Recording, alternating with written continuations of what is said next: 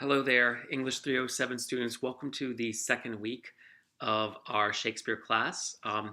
This lecture is meant to give you a brief introduction to Much Ado About Nothing, the first play that we're reading of four plays. The workload, manageable, the reading a little heavy because we're doing four plays in 7 weeks, but I know you're up for it, and read a little bit each day and you'll be done before you know it. So a lot, about an hour each day to reading each play.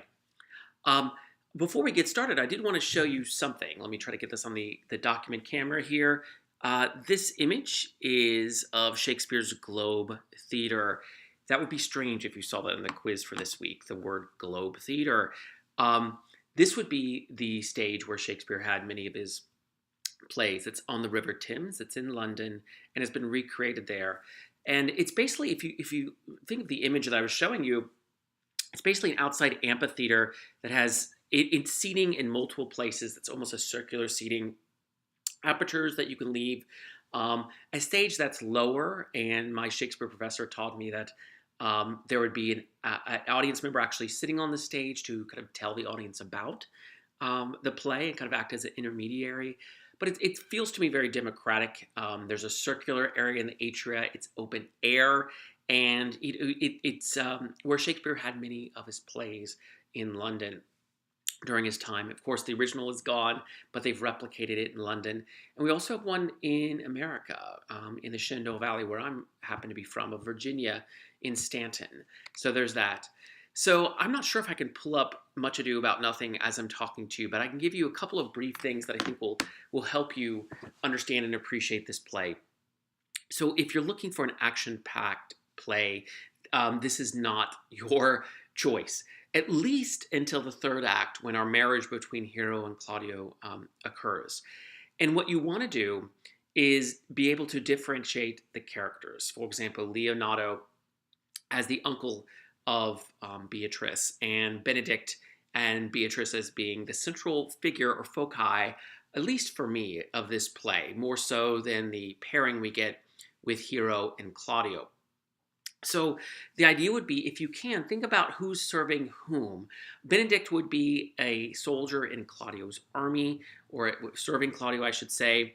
And the idea would be the social class is embedded there. Who's upper class, who's not. Think about roles of women. As disturbing as it might be, it's the late 16th century, so we don't get as much equal rights for women as we want, and how much marriage and reputation would weigh into a woman's worth, as much as I don't even like saying those words, and her virginity in the late 16th and early 17th centuries. But if you're looking for kind of a window into this play, and the way that I would recommend you kind of read it for your own edification, would be to note that Shakespeare is really focusing on Benedict and Beatrice's interactions. She first asked the messenger in Act 1 if he knew anything about Benedict in the war. And the idea would be, try to find, and if you choose this for your essay example, you could find multiple moments where they meet. Are they playing an act, right? You get that in the Masquerade, in Act 2, I believe. And in the Masquerade, we get them kind of giving, sometimes in masquerades, you could give your true feelings while you're in disguise form. And she seems to do that. She calls him a fool, a jester, all those particular things. And he seems genuinely offended. Is the tension between them because of love and attraction? Is it between two people who have a general antipathy towards one another? Is it just a general verbal sparring or back and forth? Leonato, her uncle, Beatrice's uncle, and Beatrice is a likable character, except when she manipulates Benedict towards the end, which you'll see. Beatrice's uncle calls the interchange between the two, before we have that interchange, a skirmish of wits, a battle between wits through language.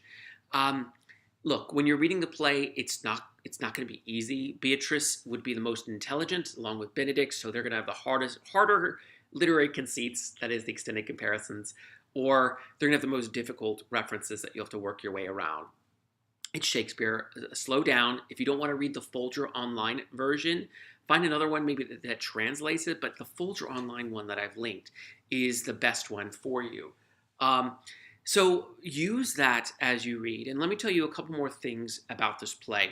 Um, my students in the in-seat version of British Literature 1 put on a scene for it.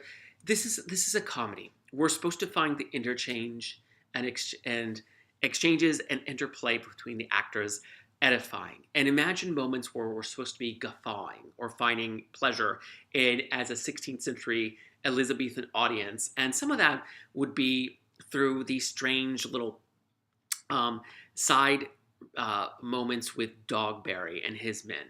Dogberry is on watch for the castle, for Leonato's estate. Keep in mind it's taking place in Messina, Italy, after Don Pedro has defeated Don John's men. So there's this sense of brotherly rivalry and the sense that there's a political context that sets up the chain of events that occur at this estate. And it's a very streamlined play. It's in 5 acts. You get quick acts. Sometimes the acts are completely different from one another. They might be the women together, then you have the men together. You might have the masquerade, which I look for in Act 2. But the idea would be, my cat is scratching to be let in, but I'll give her a break and wait just a little bit. The idea would be, when you read, look at how the verbal jarring brings forth a new chain of events.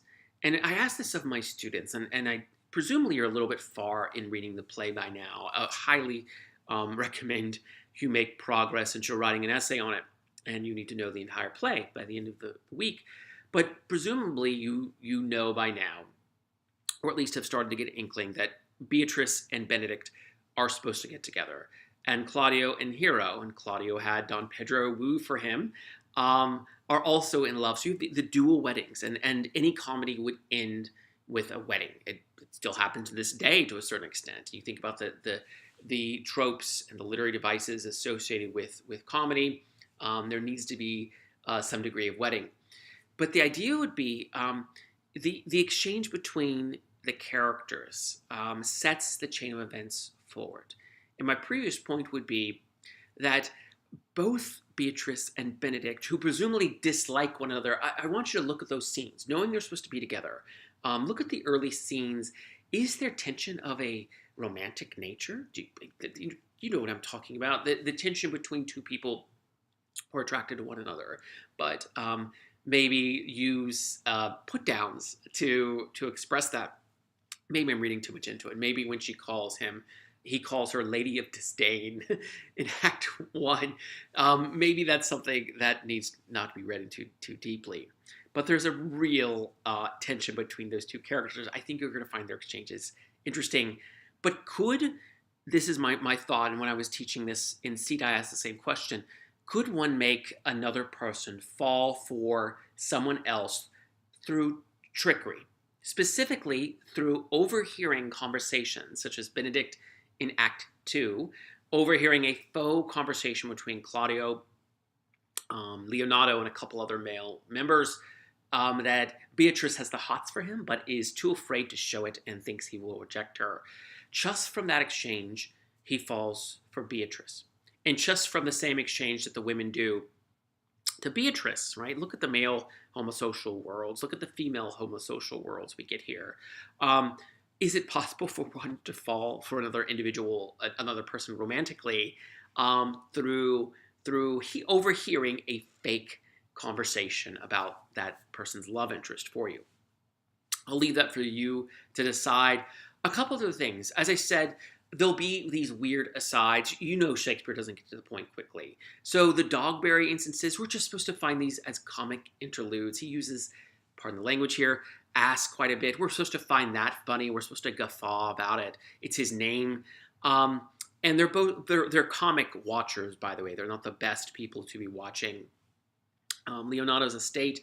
But after Act 3, I think you're going to find the tone of the play to change. It's going to be very action-packed. If the first half was verbal interplay, people falling in love, can't talk today, masquerades, and that kind of thing, you're going to see a chain of events that are a bit more serious after Act 3 and after the wedding scene in the church with Claudio and with Hero. Keep in mind, so gender and masculinity, Look for those things as you're reading.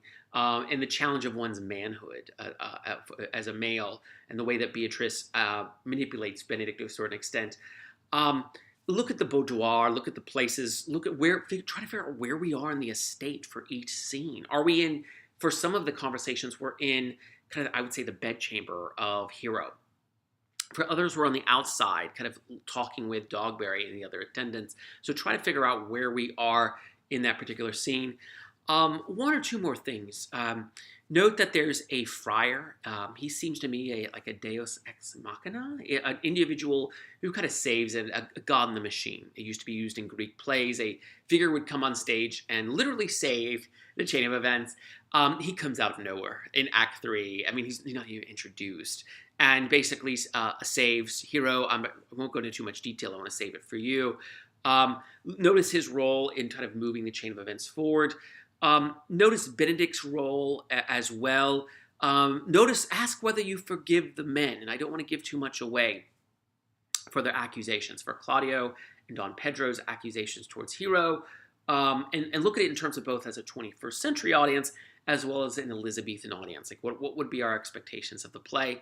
And keep in mind, it's a comedy. It can't be too heavy. There can't be deaths. It can't be Hamlet. It can't be Othello or anything like that. Certainly, as we'll see with Richard III for next week, there's going to be deaths. This one, there needs to be something more joyous as the play progresses. But it's a 5-act play. Our scene will start with the protagonist coming back from war and Beatrice asking her uncle, the messenger, who then exchanges with the uncle about Benedict's fate. As I said, look for that interchange amongst one another. Look for what's said at the masquerade. Benedict gets really upset. Notice Don Pedro wooing on behalf of Claudio. And what do you see going on with that? And the way that jealousy works there. And notice the way that women function in this world in terms of an economy and their virginity and all of that, unfortunately, in Elizabethan England.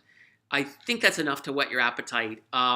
Try to be thinking about which of the options you're going to be doing for your essay. Also post on that a progress report by Thursday. You're going to do fine, and you're going to do great. You have a quiz. You should be able to manage it. I've already told you some of the answers, so you should do fine, and I wish you well. Enjoy Much Ado About Nothing.